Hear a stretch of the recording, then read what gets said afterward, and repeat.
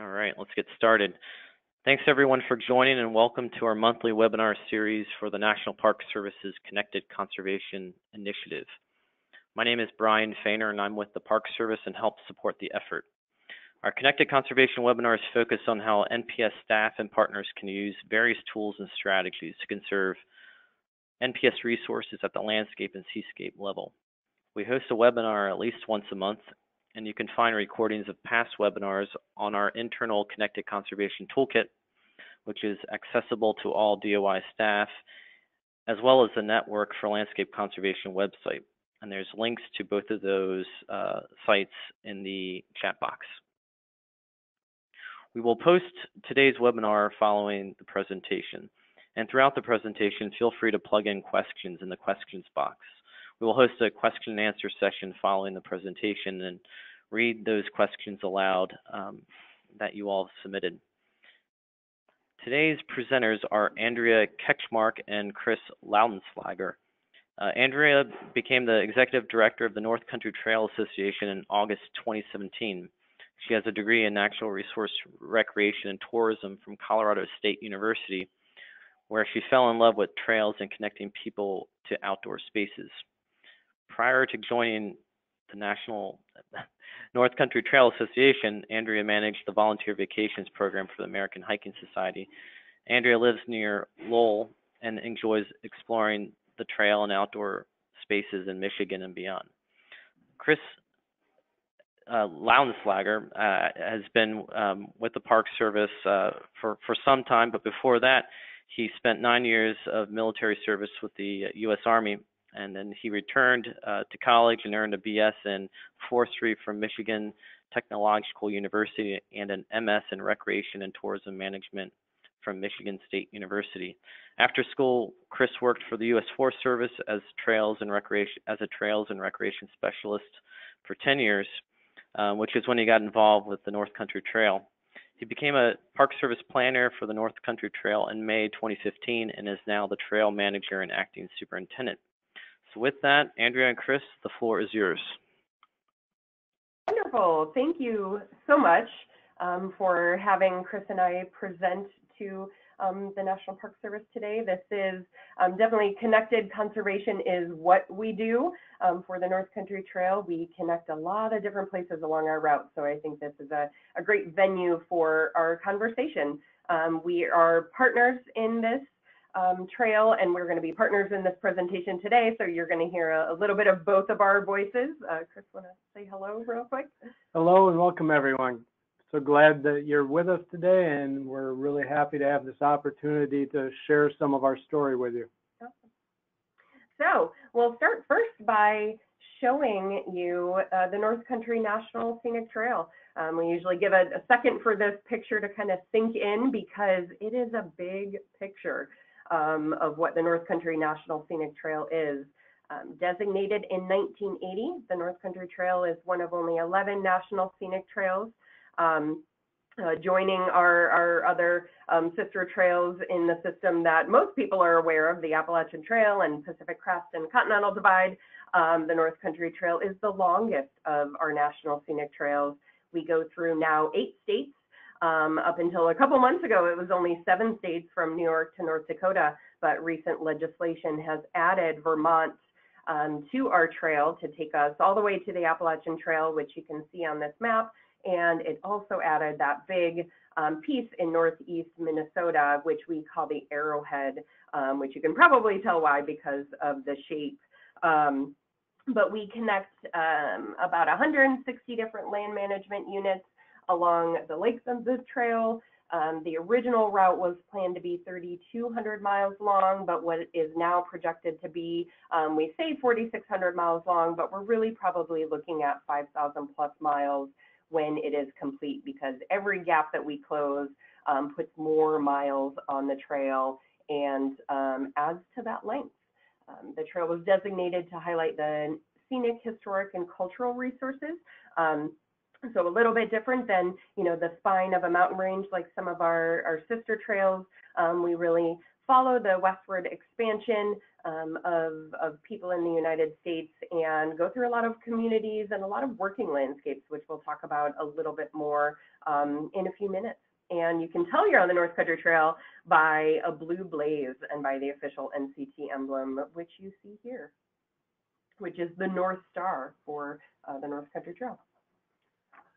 So the foundation document that the National Park Service produced for the North Country Trail really serves the purpose as setting our long-term vision and what we try to focus on and use to communicate to our partners and the public about what we're really working for.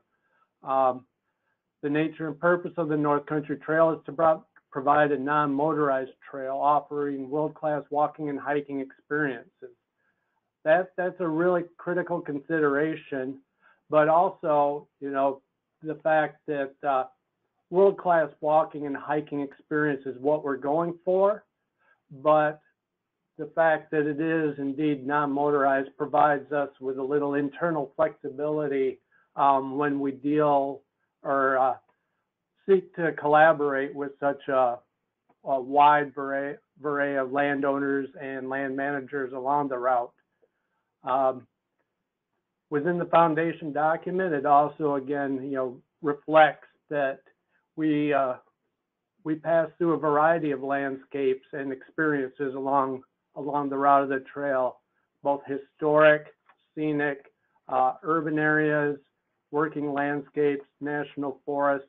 It's really the canal towpath is another unique feature of the trail that really makes the North Country Trail somewhat unique in the different diversity of experiences a hiker or a user would experience along the length of the trail. Yeah, so we wanted to make sure we share with you some of the beauty of the North Country Trail. This is along the Manistee River in Michigan. This, I believe, is Minnesota or maybe northern Wisconsin, just beautiful northern forests. We've got grasslands in North Dakota. Again, northern Michigan just really highlights the beauty of the northern United States. This is Minnesota. And then we're down in what we call our southern terminus, southern Ohio. So it's the warmest part of the trail, but you can see by their clothing that it does get cold. So we have, I neglected to put a few photos in here of those communities that we've talked about, and Chris touched upon the canal lands of Ohio, and definitely some of our communities that we go through, some of the largest trail towns that we have along the trail, including Dayton, Ohio. So it's a really diverse route. We do have a lot of remote places like Minnesota and the northern areas of the Upper Peninsula of Michigan and Adirondack Park, but we go through tons of communities and large cities along the way. So our comprehensive management plan for the trail was drafted in 1982 and really sets forth the notion that while the North Country National Scenic Trail is designated by the National Park Service for the administrative authority of the trail, we do pass through a wide variety of different land managers. And so within the comprehensive management plan itself, it really sets forth the notion that we're going to be partnering in almost every element of the work we do for the trail. And that's really not, I think it's unique to land management agencies like the National Park Service, but it's not unique to the National Trails system. So when you look at all of our national scenic and historic trails, all of them are administered by an agency, either the National Park Service, Forest Service, or Bureau of Land Management. And I believe all of them or most of them have a partner organization like the North Country Trail Association and lots of other partners along the route that really help make it a reality. And so to look a little bit closer at what our partnership structure is, we have the National Park Service as the official administrator. They have 3 staff positions. that work out of the office here in Lowell, Michigan, which is a little bit the central, we call it kind of the psychological central point of the North Country Trail. It's a little bit off from the geographic exec center, but it's really the place that, you know, we call home for our headquarters. The National Park Service takes on the role for really planning the route of the trail at a high level. Developing and protecting the route is a big role for the National Park Service. They provide a lot of technical assistance for the North Country Trail Association and our partners, including funding through a cooperative agreement that funds about 40% of our operations here at the association. So we could not do what we do without the National Park Service's support. And then, of course, providing us with additional funding support for projects, funding support for tools and other equipment needed to do the trail work that we do. And then they have the role of really blessing the trail with the official certification to make it really the route of the North Country National Scenic Trail. And then the North Country Trail Association, as I said, we both call Lowell, Michigan home, but we sit on the other side of a wall where our offices are, and our association has 12 staff. 8 of those are here in Michigan, and then we have 4 that are spread out across the trail that work more closely with our partners. And we're a chapter organization, which is really our strength. We have 29 volunteer chapters that are all organized locally. They are all under our 501c3 as a nonprofit, so we manage their finances and you know, manage the overall organization. But it's the volunteers who build and maintain the trail and work with our partners on the ground. They build partnerships. They do a lot of the promotion locally, and our organization also handles all of the mapping for the trail. We do have a GIS specialist as one of those 12 positions who works with all of our partners and our chapters to make sure we have the mapping correct, and works with Chris and Luke over in the National Park Service office on a lot of other mapping projects. And then we have an advocacy role, of course, in making sure that we're advocating on the federal, state, and local level to make sure the trail is taken care of. The third big part in this partnership is, of course, our land management agencies. So they are responsible for the on-the-ground management of the trail through the lands that they own. So the Forest Service, all of our state agencies, and we'll get into in a minute, you know, the breakdown of who those agencies are and the lands that they take care of. But they're the other big piece of our partnership. And I love a couple of these pictures that I wanted to share that really illustrate that partnership. So that's Chris there in the blue shirt standing up over the map. And to the right of him is Kenny Wasik. He's our regional trail coordinator for Michigan. And then the 2 gentlemen on the left are 2 of our key volunteers with one of our local chapters. And so this is a common theme or scene along the North Country Trail is, you know, all of the partners getting together to talk about our priorities within any given region. And then here is a picture of a group of volunteers from our Allegheny National Forest chapter. They work with the National Forest and with the National Park Service and with our staff to make sure the trail is beautifully maintained through one of our most prized national forests. We do an incredible amount of work through the system that we have of partnership and volunteers. We had last year 991 volunteers, and we always put a caveat on that this is the volunteers that actually reported their hours, which we know we are extremely underreported because everybody likes to do the trail work and nobody likes to go to the website to fill out the form to say that they volunteered. So we have some of our most stalwart volunteers that admit to not reporting their hours. But even that being known, I think our numbers are still pretty impressive with close to 1,000 volunteers that have reported their hours. And of those volunteers, they reported close to 70,000 hours, worth $1,650,000 in sweat equity. So we always say that with our volunteer hours and our are financial contributions that the North Country Trail Association brings to the trail that we leverage $6 for every federal dollar that's put towards the trail, which is pretty impressive. We maintain the trail, we develop and build new trail every year. You can see some of our mileage numbers from 2018 right there. We protect the trail by working on new easements and agreements, 24 new easements just last year with landowners, and our chapters are actively maintaining the trail every chance that they get, and we've got a lot of trail to maintain.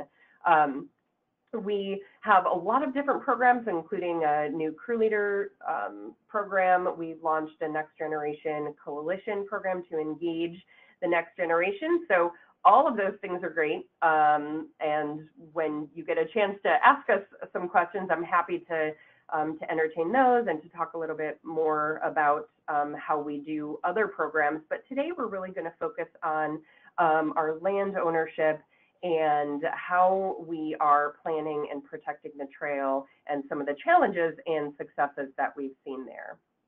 To give you a little look into our current land ownership, let's talk a little bit about the mileage of trail that we currently have. We have 3,100 miles of trail on the ground. If you recall me saying a few minutes ago that the trail is really planned to be 4,600 plus miles long, you can do the math and see that we have 1,500 to 2,000 miles that are yet to be built. Of what we already have built, even though the National Park Service is our official administrator, you can see this very small number of what the National Park Service actually manages, 44 miles of trail, and that's mostly in Pictured Rocks National Lakeshore, a little bit in the St. Croix Riverway, and an even smaller amount in what the National Park Service from our office just acquired in the past few years, which Chris will talk about in a minute.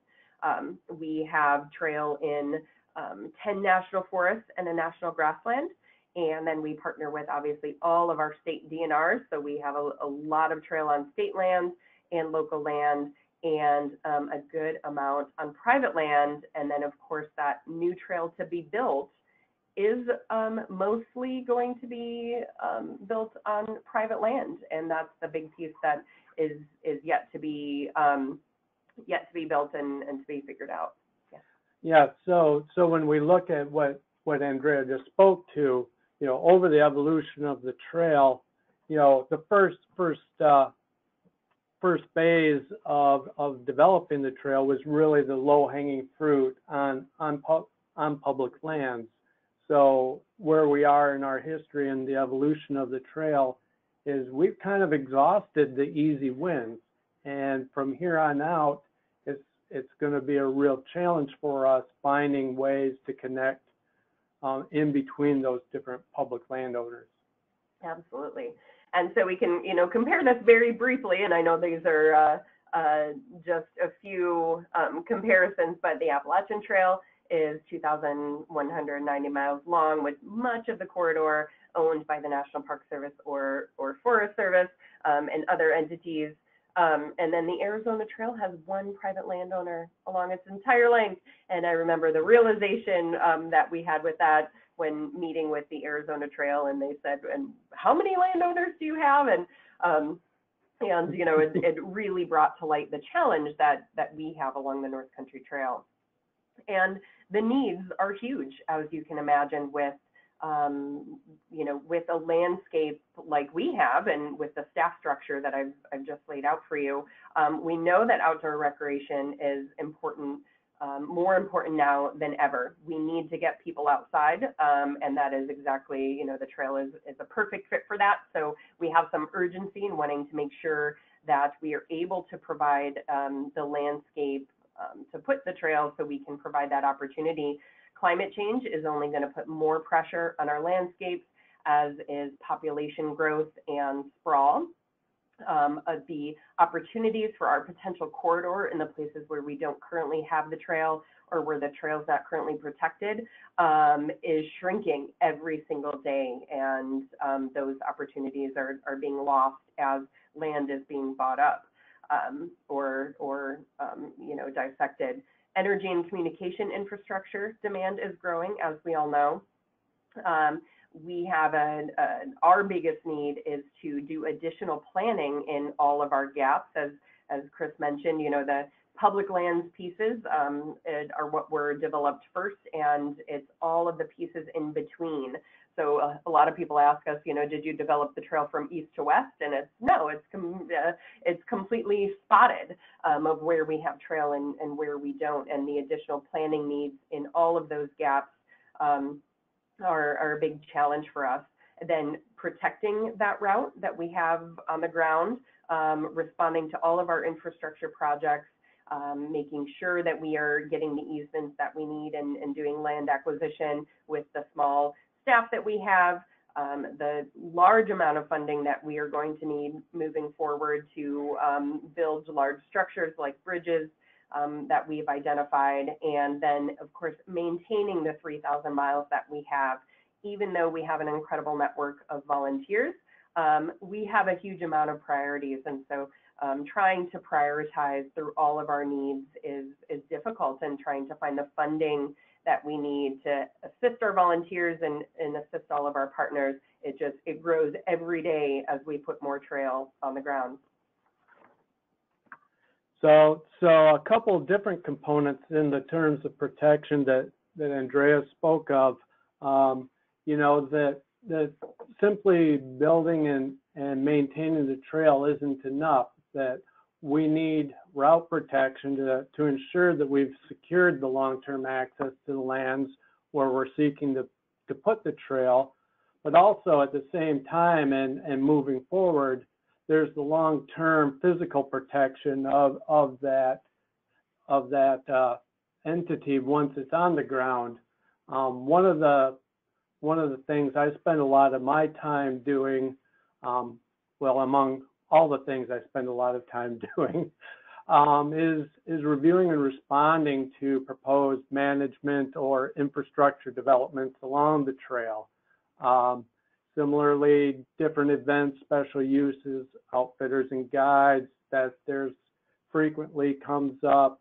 And then stepping back a second, talking about proposed management activities, things specific like timber management, habitat improvement projects, prescribed fires, just ensuring that we've taken a look at that and accounted for the trail and protecting not only the physical attributes of the trail, but also the associated scenery and aesthetic values associated with it.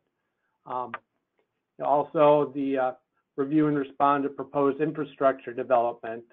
As the trail continues to grow in length, just the number of cell towers, utility corridor crossings, road construction, bridges, even mining are all different types of potential impacts to the physical character of the trail that we need to stay on top of and spend a lot of time reviewing and working with project developers to do everything we can to mitigate the impacts to the trail and protect the opportunity and the resources.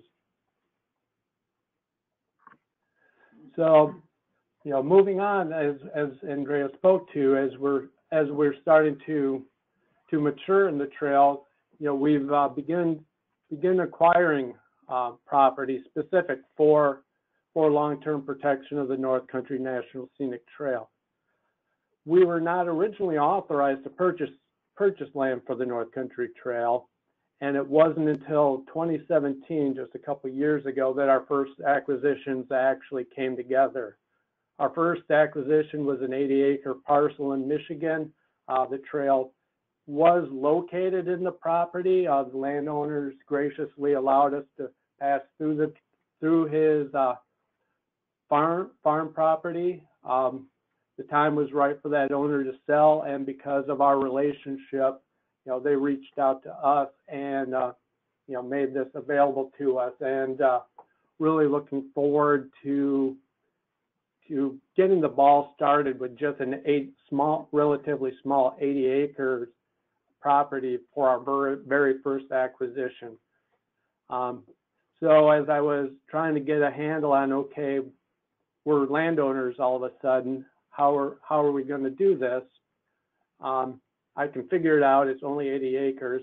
Well, within a few weeks, we actually closed on an additional 200 acres in Wisconsin.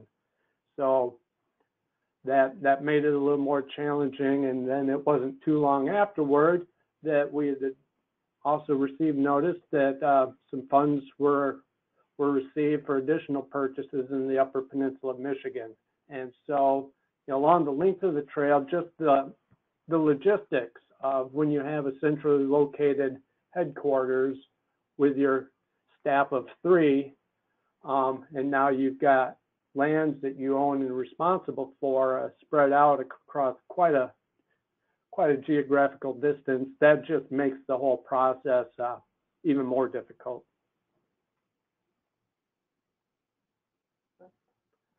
So here's a quick picture of that very first property that we acquired.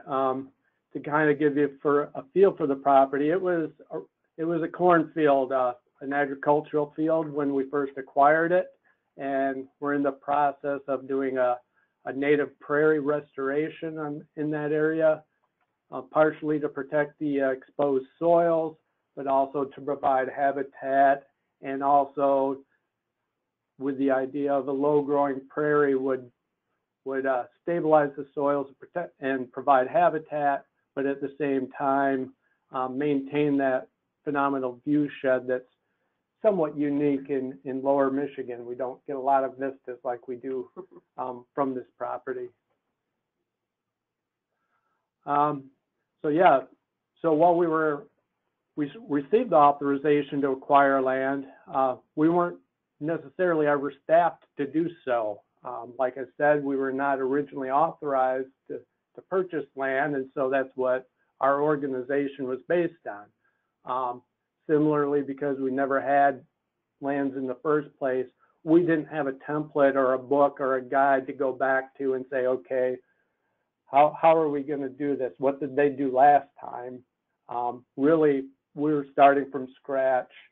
And so while we were internally starting from scratch, we recognize that we have a lot of partners out there who have been doing this very well for a very long time. So, our solution, take a really good look at with what we have, what are our strengths, what are our weaknesses. Start talking to people, telling your story, and describe what those needs are, and then just make friends and go to partnership meetings, make every connection that you can, because every connection is a possibility to help you out. So as we started moving through that process, one of the first things that we were able to do after we made some of those connections, received a technical assistance request for our initial studies. Through that, we've got a great collaboration now going with the Great Lakes Exotic Plant Management team. We're working with other national parks. We're working with state and local fire and law enforcement agencies, since we have neither a fire staff or law enforcement officers organic to our organization. We've got those agreements in place. Just the simple fact that, originally the association existed to build and maintain trail. Well, now we've got land. So trying to explore how we may evolve those roles in some way.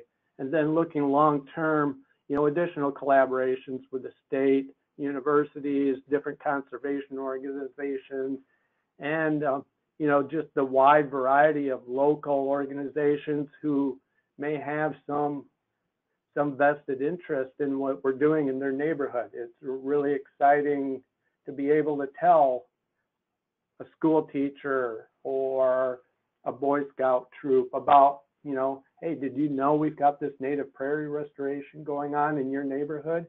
Yeah, that cornfield is going to be amazing in a whole different way in a couple of years. And so it's a really, really exciting thing that we're doing there, and I can't wait to see how that all pans out. And yet another slightly different view of that property with some of our native species starting to establish. This was the very same year that the seeds were installed, so it was some quick response that made me pretty excited to see what happens this year. It's going to be beautiful. So the North Country Trail Association also has a big role in protecting the trail in a few different ways. One, we help the National Park Service identify lands for protection. So since it is our volunteers and our regional staff, out in the field with our partners, they're the ones that are able to bring potential projects that could be up for federal acquisition to Chris's attention and work with them on, on those projects. But a big role that we play is in easement acquisition. The North Country Trail Association is currently not a land trust, nor do we want to hold, parcels and do fee acquisition, but we do acquire easements both through donation and through purchase. We provide some really basic but really good tools to our volunteers to be able to work with landowners. This is a picture of the cover of our Options for Landowners brochure that lays out the different options that we have for landowners. A lot of, there's the frequently asked questions to be able to talk to them about liability and all of the things that landowners are normally concerned with. We do have a volunteer guide to trail protection. And do some workshops and some webinars with our volunteers to be able to help them in that process. All of our easements do need to be signed off by me as executive director, but the volunteers really do an incredible job of doing the legwork on our behalf and securing lots of easements. But another thing that we also do is work with partners on acquisitions and partners, other than the Park Service. And I have one great example.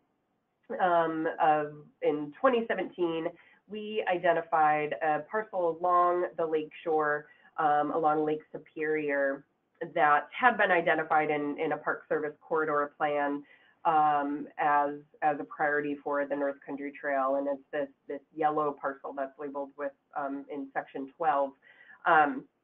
The county wanted to acquire the land as a buffer for Saxon Harbor, that campground and marina, and an ecological buffer for the lake shore.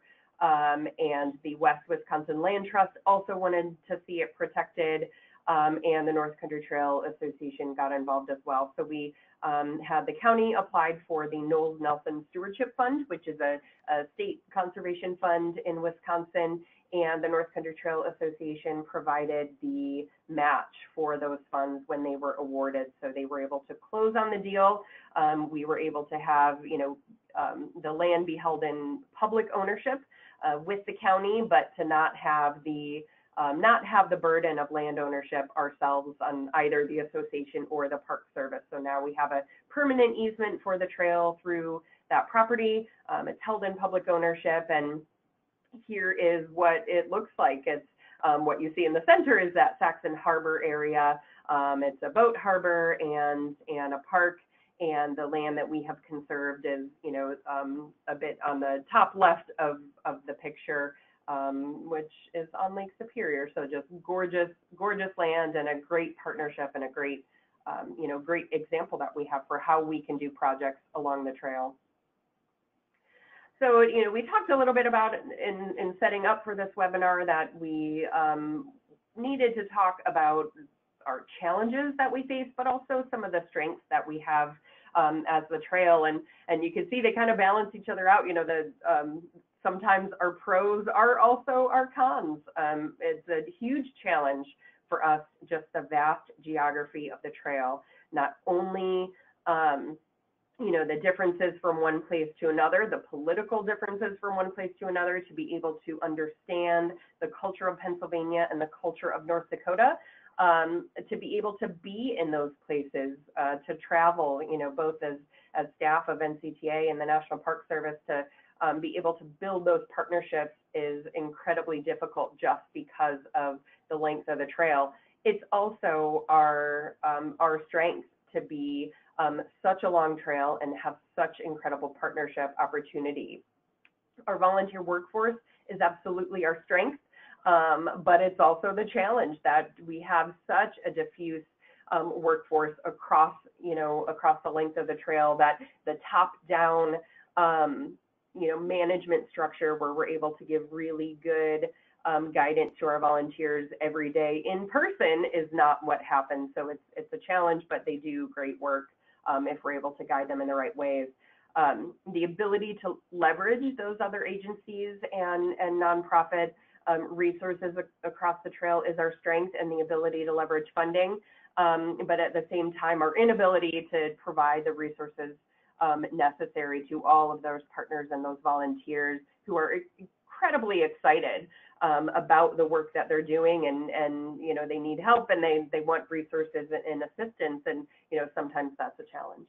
Yeah, and as Andrea was saying, one thing that just really occurred to me as we're talking about, our vast partnership and our incredible workforce spread out across a vast geography, what I'm sure that many of you can appreciate are the challenges of simply providing training, especially, right now, the big topic being chainsaw training, and how to be able to provide, that training on a 3-year rotation for thousands of volunteers spread out over 4,600 miles. It's quite the challenge, but we've made it work so far. Yeah, I think we really have some great examples of how things have worked well. We also just have an incredible challenge ahead of us to put those next 2,000 miles of trail on the ground and to protect it, and we are the resources at our fingertips are wholly inadequate to be able to meet those challenges. So we have to be creative, and we have defined some best practices that we'd like to share with you. I think we understand, though, when talking about these, that we are by no means perfect, because we lack the resources to be able to reach everywhere we want to. I think we recognize how to do things well and maybe aren't always able to do them. So, I think it's important, and one thing we really wanted to relay is that recruiting for staff with diverse backgrounds, both personal and professional, is so important. We have, obviously with a small amount of staff on both sides of our walls to be able to do what we're trying to do, everyone has to wear a lot of different hats. So you've got Park Service staff that are taking on, many different duties. You've got, nonprofit staff that are just, also taking on many different duties and maybe some things that they weren't trained for. So it's important to have both the diverse staff, but also the ability to be flexible and adaptive and creative in the work that we do. It's important to really recognize our strengths and weaknesses, and to know what we're good at and we're not good at, and to partner with others for the things that we're not good at. It's really important to prioritize and pick our battles. It's very hard to be a perfectionist in our field of National Scenic Trails, because there's so much that needs to be done, and it just cannot all be done. So choosing what things are top priority, which also means saying no a lot to partners and to volunteers, and that can be tough, but is definitely needed. We need to make sure we're providing the vision in the on-the-ground technical assistance to our volunteers and our partners, and that involves, developing clear policies, and we have some really great policies and some that, need some work and need to be developed, but making sure that vision for what we see the North Country National Scenic Trail being, in the future, and making sure the Park Service vision for the trail is loud and clear, so our partners can really take that and run with it, that we don't have to be there every day. And I do want to quickly go to our Volunteer Resources Center, if it will let me link, and maybe it won't in this mode. We have a great Volunteer Resources Center that gives lots of guidance to our volunteers, including video and documents, and the Park Service has a new, here we go, So we have, all of our stuff in one place. The Park Service has a new handbook for trail design, construction, and maintenance. We have a new handbook for our crew leaders. We provide all of our safety stuff, all of our GIS resources, our tool information, and then of course our videos all in one place. So our folks can find it, and that's just a really critical, looks like I went back, a critically important thing for us to do.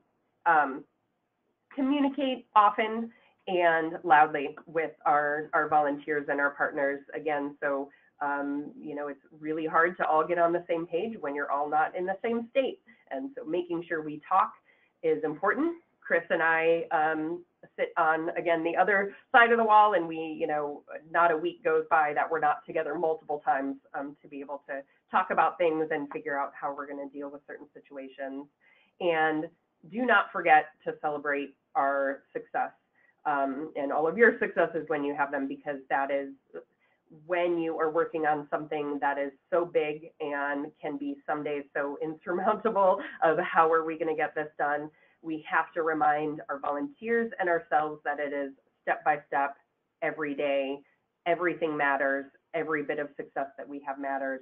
And we own our mistakes. We were earlier today. Yeah, I added that today after my own miscommunication with some stuff that led to some misunderstandings, and hopefully through those misunderstandings and my acknowledgement that hopefully they appreciate that they can count on me to be truthful and honest with them and communicate to them, and that I'm a leader with integrity, that I'm doing the best I can, but I'm human also, and my mistakes happen, and I'm happy to acknowledge them even if I don't like doing them.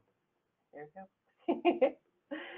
So we were told to do no more than 40 minutes, and we're at 40 minutes. So yeah, thank you so much, everyone. And I think now we are going to take your questions. Yeah, thanks so much, Andrea and Chris. Awesome presentation. Again, folks, if you have questions for either Chris or Andrea, feel free to enter them into the questions tab. We've got a couple so far already. How much of the trail is on roads, and are there safety issues if this is the case? Great question. So we have 3,128 miles off-road right now and 1,580 miles on-road. So we do map a continuous route for the trail, even if it's on-road. As a long-distance trail, we want to make sure we're providing those potential routes. Our GIS staff works with our trail staff at our chapters when we assign what those roadwalks are. To make sure we're taking into account, choosing the safest roadwalk with the best shoulder, the slowest speeds, speed limits and things like that. It definitely is a concern, and we make sure we communicate on our map products as much as we can, what is road and what isn't, and letting people know that, if you're not prepared to walk road, that's not what you're looking for. Yeah, and I think it's important to point out that the vast majority of these roadwalks are, not along the ditch of a interstate highway, but more of a very back road, rural setting, which in and of itself, for some hikers, is a very aesthetic experience. There are certainly sections that we want to make changes for safety immediately, and that's one of our primary criteria when we look at acquisitions, is do we have the ability to improve the hiking safety and the hiking experience through this acquisition. That's one of our key considerations. Thank you. Yeah. And here's a question related to that as well. You mentioned that the National Park Service has priorities for filling in gaps in the trail. How do they define those priorities? It's really almost a contextual situation, looking at the connections to high population areas, connections to unique natural or scenic or cultural locations. While there may be a phenomenal wilderness type setting where no trail exists, that it'd be wonderful to build trail there, but there's a gap. The fact that maybe only 3 or 4 people a month, or even if we build it, it will be a lesser used section of trail that might potentially drop lower on the scale in terms of priorities versus a less scenic but more used, more potential use if we can serve a greater population. But again, that kind of comes into the context and the specific geographical location that we're looking at. Yeah, we've been having meetings in each state with with the National Park Service and NCTA staff and volunteers and other partners, where we look at the needs, all of the needs within the state, and attempt to prioritize as best we can of where is our time, both staff and volunteers, best spent, which sections of trail, either existing trail need work or gaps that need closing. Yeah, many of our meetings turned out that every gap is a #1 priority. So we've been working on that. According to volunteers, everything that they work on is priority, and that's the the challenge, to be able to have to tell certain people no, who believe that their section of trail is just as important as the next section. Yeah. Here's another one. How supportive have the various states been, and have they been willing to financially support the different conservation programs, the trail, in different ways? Great question. It definitely depends on the state. We have had a great history. I'll give a few examples. A great history in Wisconsin with the Wisconsin DNR. That for most of the life of the trail, and actually both the North Country and the Ice Age Trail, the Wisconsin DNR took on the role of lead acquisition, and has done all of the easement and land acquisition for both the North Country and the Ice Age for some time, and until recent years, when the governor really changed things there, both the availability of funding for those projects, but also the staff being available to work on those projects. So everything that used to work so well in Wisconsin really got dropped a few years ago. Meanwhile, the state next door, Michigan, we've seen a huge uptick in our partnership with the state, because the governor, our last governor, Snyder, had a real affinity for the trail, and included us in this big partnership called the Iron Bell Trail. And so now we actually have a staff position funded by the Michigan DNR, and have received about $3.5 million in project funding in recent years. Our other states are kind of all over the board. We do have an MOU with the state of New York, but no funding has followed that. We have a good relationship in Ohio, but also no funding has followed that, with the exception of there is a Clean Ohio Fund that's similar to the Trust Fund in Michigan and Stewardship Fund in Wisconsin, and so they do fund some projects through that fund. But even just building those relationships is really time consuming. Okay, here's another one. How important has the efforts to improve conservation of the trail been in terms of working with land trusts, and how open have they been, or interested have they been in working with you all specifically? Very open. It is, I could give, the one example that we gave in the presentation, that we did work with the West Wisconsin Land Trust, even though they were not the end owner, they really helped facilitate the deal. And we're seeing that all over the trail. We have also worked with those larger conservation organizations. The Trust for Public Land is working on a project right now with all of the National Scenic and Historic Trails. Actually, they're doing a big gap analysis. We worked with the Conservation Fund to do the prep work for the deal that Chris referenced up in the Upper Peninsula of Michigan. So I've definitely seen in recent years an increased interest by those national conservation organizations, but also the local land trusts. We work with the Western Pennsylvania Conservancy in Western Pennsylvania and have a deal pending with them as well. So lots of interest and excitement, and I think that's a big shift that we've seen, in the past decade as well, that that conservancies and land trusts are really seeing the benefit of recreation on their land, where in the past it may have been more of a preservationist, perspective, and now they really want people to get out and enjoy their land and partner with trails like us. Great.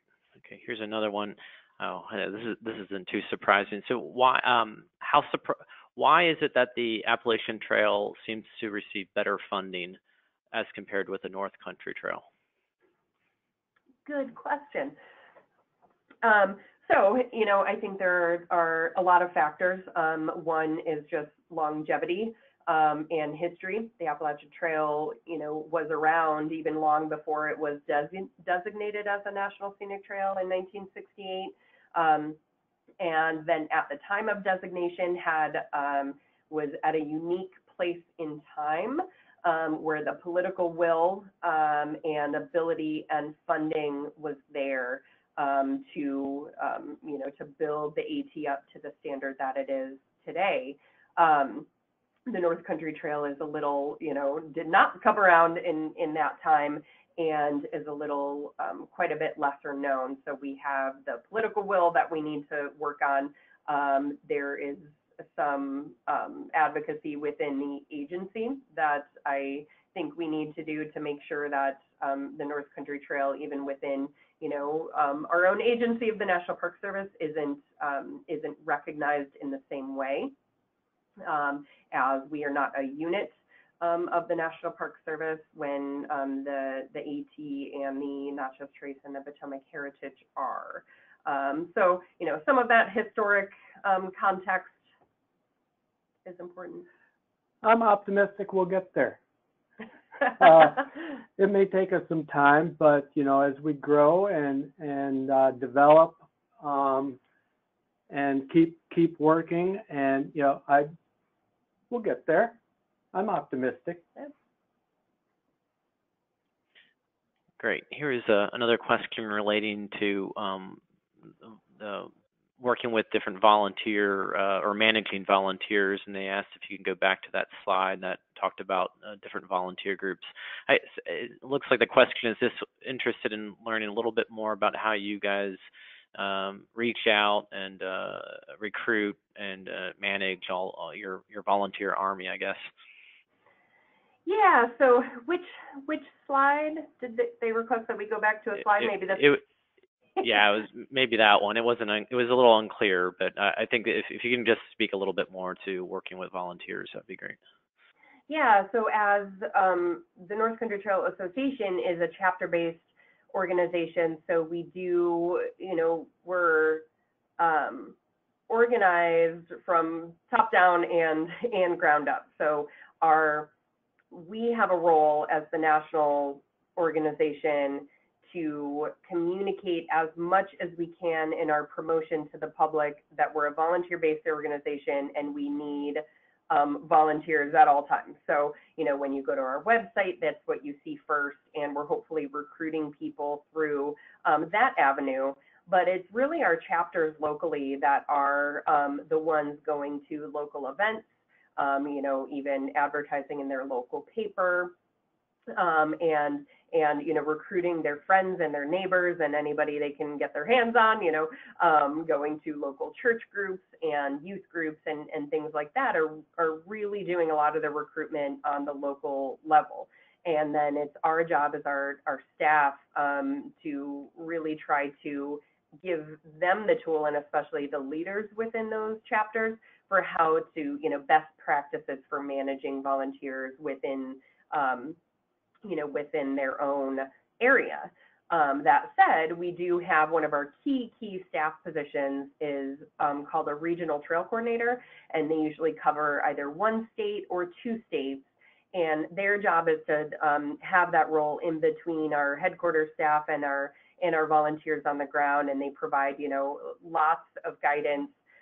They set up projects for volunteers if they don't have the ability to. So they, it's really giving, trying to give the volunteers the tools they need to do the jobs themselves. And would you like to maybe say something about the next gen?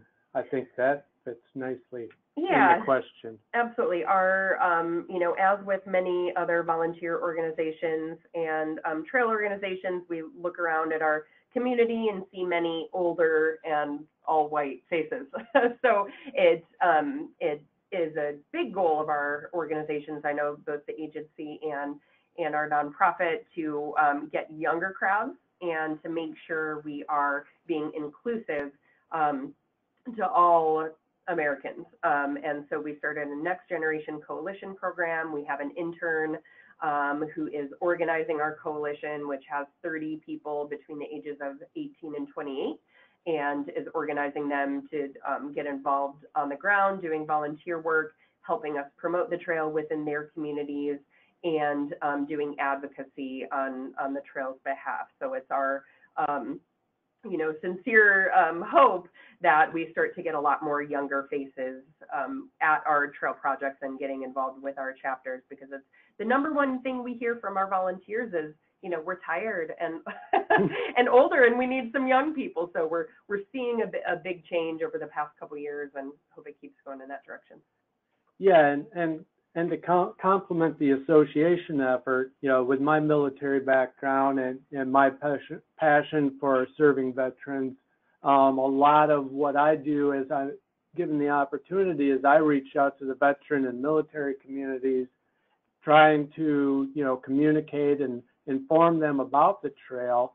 But I also recognize that a lot of those groups just really love to get together for the opportunity to bond and do some real challenging type work projects out in a natural environment. And I think, that's something that over time we'll be able to really also bring that population, that community in as a regular part of our volunteer base as well. Mm-hmm. And as Chris mentioned, and I think we've mentioned a few times, our training programs are so critical, and the resources we provide on our website, because we have to be able to empower all of these volunteers, and when people show interest, we have to pull them in and be able to give them the tools, these physical tools like the Blaskies and the Muckahouse that they need to work on the trail, but also the knowledge, because we cannot be the bottleneck, and we cannot answer all the questions. We need to give them the tools that they can to be our spokespeople. Great.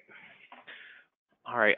One last quick, this is more of a statement than a question from Mary Kruger. She's the Northeast Region Energy Specialist.